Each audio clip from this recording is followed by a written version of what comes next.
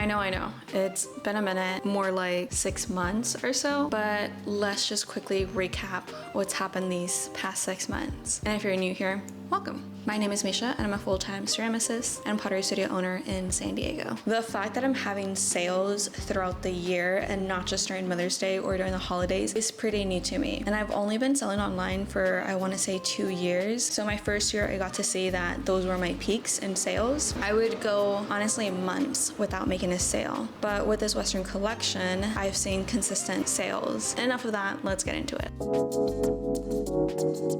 So here we are again into the chaos of doing markets. Now we do have 2 markets back to back. The first market is going to be a 2-day market, and then the following week I'm having a 1-day market. So for the 2-day market, that's going to be up in the mountains. As I've shared with you before, this hasn't been all that great of a market, but I'm doing it more because I really want to go out to the mountains, and it just helps me get like a little escape and have a reason to go out versus I wouldn't necessarily find myself out there. The second market that I'm doing, this actually lands on Mother's Day weekend. Now we are in June. I didn't want to have the experience of these 2 markets in 3 days and not share it with you guys and provide some insight as to how it went, what I learned, and what I want to keep on doing. This entire video is talking about inventory, talking about which market did best, why I think that market did best, and what I would repeat for my next few markets. But most importantly, above all of those specifics for markets, I want to talk about true reality of imposter syndrome as you are doing all of this as well. And this actually hit me as I was doing this collection because this is the first time I was going to present my Western collection in person versus just to an online audience. And I'm hoping that it's more than just a superficial of like, this is cute. Like I hope that people can understand a bit more of like having that slower pace lifestyle, which then brings me to this entire idea of working hard and living slow.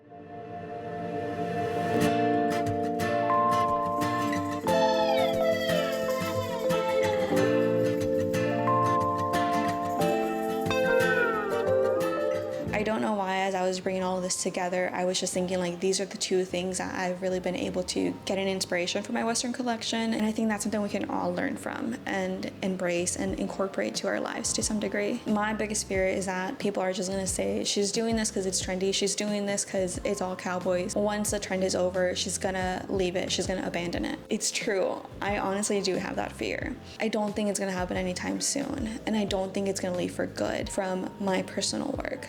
It might not be trendy anymore, but it doesn't mean that I'm gonna completely stop creating out of that inspiration of working hard and living slowly. Within my brand, what I love is just the connection that people can have with one another over a cup of coffee and the way that time kind of slows down. You're not necessarily like in a rush to go do something because you're in that moment with that individual. Is this opportunity to get to know someone deeper? Is an opportunity to be there for somebody. And there is that understanding behind let's go get coffee. It's like, let's catch up, let's get to know each other deeper. I'm just in shock every single time and that they're enjoying my work, and I'm like, oh, this doesn't seem tacky. This actually seems like a desirable collection. And it's been validating. What I am creating isn't necessarily feeling very costumey because I don't want it to be costumey. That's another fear, is like I don't want my work to be insulting. I don't want it to be like I'm taking advantage of something that I'm not a part of. Like I really want it to come across as I've admired something. In this case is a lifestyle, and I'm only now getting the courage to show that and share that with others. I feel like some people have really been thrown off, especially friends have been thrown off as to how deep I'm going with this Western collection. I even think family kind of didn't expect it either. But let's talk about the actual market side of it and the tangible aspect of selling the Western collection now. Because again, online this is doing very well. Now there's a reality of, can I actually sell Western in person in San Diego? Okay, so for market number 1, this is a 2-day market out in the mountain. So I'm kind of hopeful that the Western collection is going to do well out here. Based on what has sold very well online, I'm going to be bringing a good amount of that work to the market. But I'm also keeping in mind what are some forms that have sold very well in the past at other markets that were not necessarily in like a Western design that could do well. in a Western design as well, just because of the functionality behind it. So during the holidays, my jewelry holders were selling so fast. Like I did not have enough, unfortunately, during the holiday season. But it's because it was such an easy like giftable item. So I thought for Mother's Day, maybe that could be another easy giftable item. Because I could tell some people are sick of buying mugs, but then also it's such a easy go-to thing that you could always like add another one to your collection. Just kind of keeping that in mind of like easy go-tos are cups and mugs versus best sellers that could still do very well because it's not your typical item. Day number 1 didn't really sell all that much. Traffic felt pretty dead and kind of expected. I wasn't expecting this market to be like a big seller, but there's a lot more thoughts. So let's roll it back to when I was actually there on day 2. Market did not go as expected. I kind of knew that this market was going to be like a huge market because when I came last year, I made about 800, which is great. Not complaining about the 800. 800 was great. My goal has been like 1,000 per day for any market. Have I hit that goal every single time? No. But because I've had like lows and like really highs, the 1,000 is kind of like the average. And it's like a healthy goal where it's not an easy one to accomplish, but also it's a little bit realistic. Now for this market specifically, day 1 comes by. We knew that it was the possibilities of rain, but we expected more of the rain at night. So yesterday we got away with it. It wasn't raining during the market at all. It was pretty dead, and I feel like out of all the vendors, I had a good amount of foot traffic and good amount of sales. My mom came over to help me, and she said she was gonna go on a stroll. She ended up buying so much, and she could sense from other vendors feel their discouragement. Fortunately, like there was discouragement yesterday. Went home and we were just kind of like considering like, should we come back today? But the thing with markets is that it's a rain or shine sort of market, and if you were to leave early or not show up for a day, you can get blacklisted, which understandable. I would also hate if I'm doing a market and then people don't come back and it makes it look like the market is dead or empty or it wasn't organized well. So I could understand that. It was a more low-key type of market this time around because it's not near the holidays versus the one near the holidays. It was a little bit more like hands-on. So today, as I was driving in, it's raining really hard. And on the road to get to the farm, there was some construction workers helping guide mud so then it wouldn't get onto the road because a mudslide was starting to form. So that's kind of like what gave me the hint of like, okay, maybe no one's gonna show up. And because it's just raining, like I don't think that there's gonna be many people coming out to the market. So I came in and I started walking around, seeing what the other vendors are doing. My vendor neighbor was gone yesterday. Like she packed up, took her tent. I didn't know if like she was just taking the precautions and was gonna set up again today, but she did not set up at all.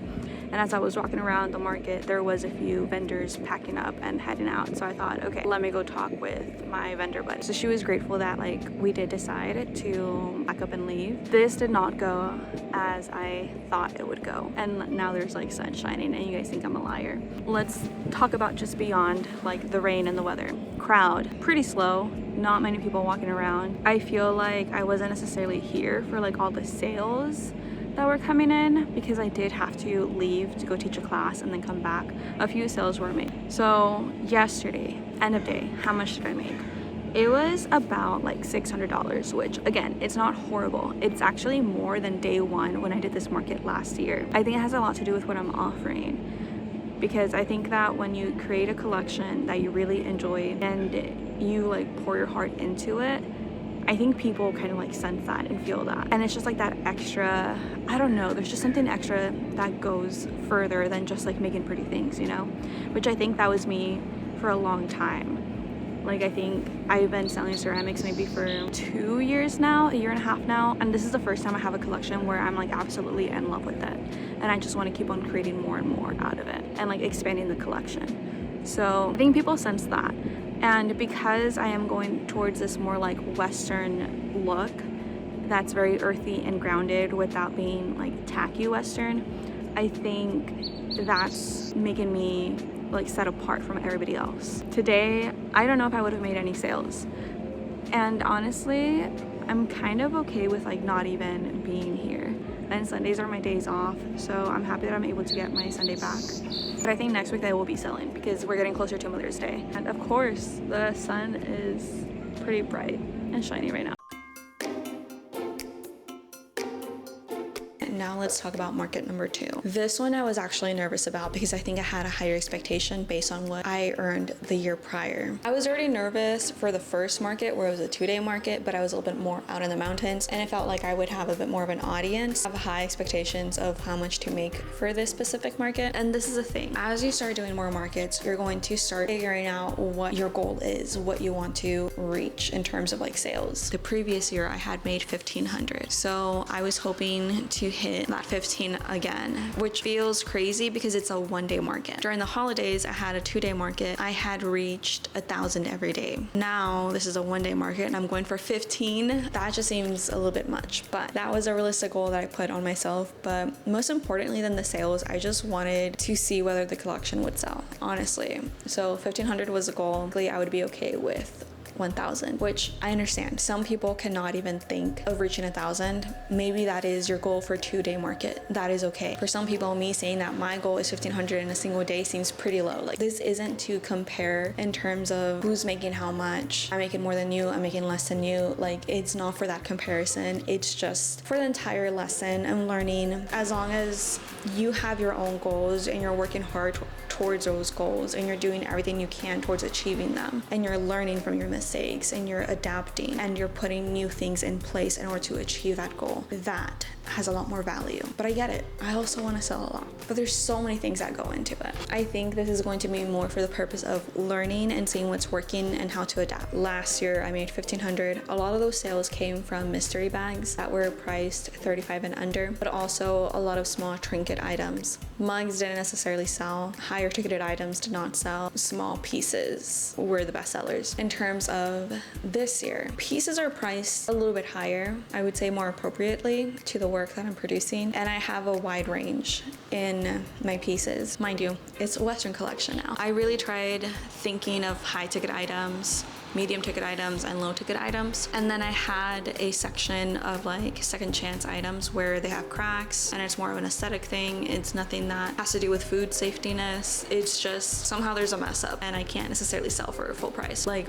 I think that's gonna be a new part of my booth, is having that second chance bin. Within all of this, what sold very, very well is my tumblers, which we've seen that reflected online, so I'm happy that it translated well to in person as well. It was travel tumblers, spoon rests also that did very well, and second chance items. My vases, my planters did not necessarily sell, which kind of shocked because it's like Mother's Day weekend, but not super shocked because high ticket items as well. With my items being priced more appropriately and having still low ticket items, I was able to reach, I made $2,000 for that market, which again, higher than my previous market. And I think that the difference within that gap was that I priced my work more appropriately. Yeah, shocker.